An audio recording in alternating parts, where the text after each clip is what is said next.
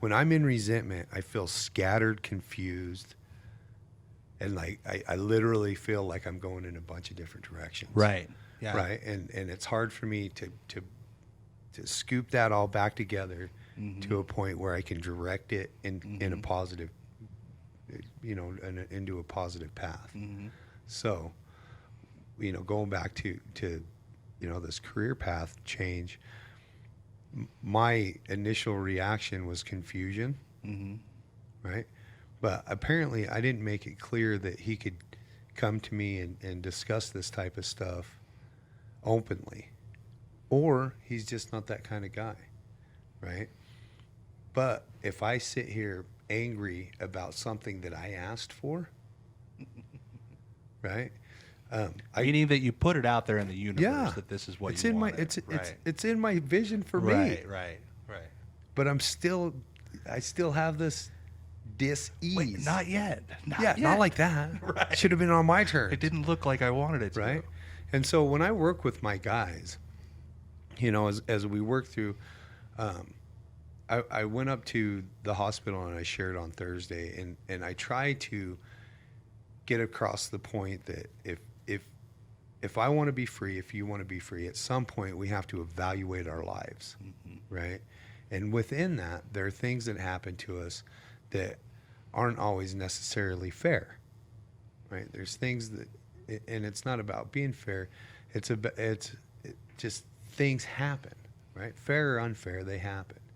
Now, I can carry that anger and fear and doubt because of situations with me, and I can relive that over and over and over again.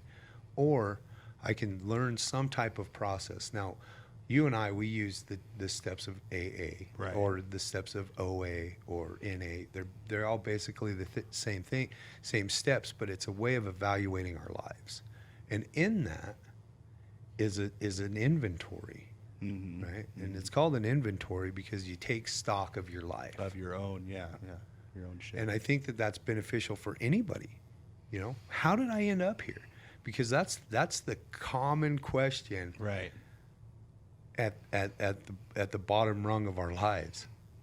I know I had that thought when I was in rehab. It's like, I'm sitting in rehab. How the Like, fuck? What did I do? How did I end up here?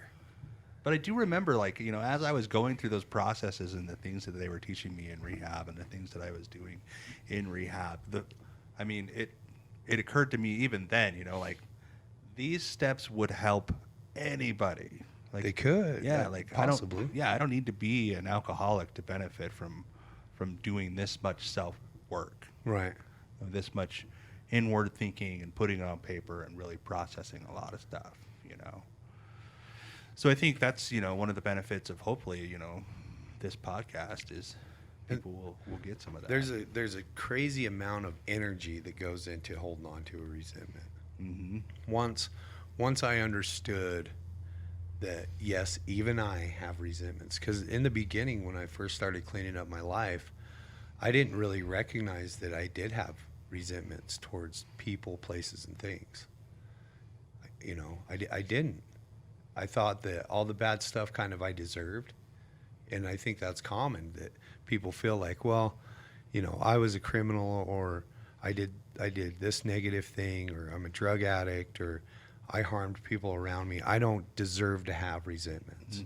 And there's some truth to that. Wayne Dyer. Sure. Wayne Dyer talks about, he was in an AA meeting, like it's one of his spiritual talks, but he was basically at a meeting. He was, sponsoring people, stuff like that. Wait a minute. Wayne Dyer was an alcoholic? No. Oh. He never admits to being an alcoholic, but he talked about being addicted to beer and stuff. Like didn't really.